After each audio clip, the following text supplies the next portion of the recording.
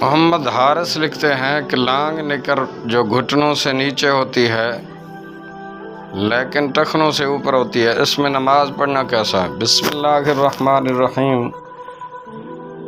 الجواب بعون الملک الوہاب، اللہم ہدایت الحق والصواب۔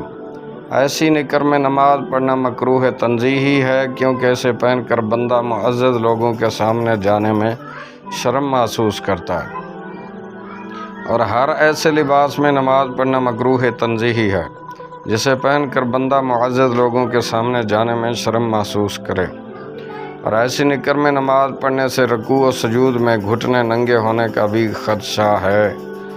در مختار میں ہے، مکروہ ہے اس کی نماز ایسے کپڑوں میں جن کو گھر میں اور کام کاج کے لیے پہنتا ہے۔ اس کے تحت شامی میں ہے، جو لباس گھر میں پہنتا ہے ایسا لباس پہن کر معززین کے پاس نہیں جاتا، ظاہر ہے تو یہ کراہت تنزیہی ہے۔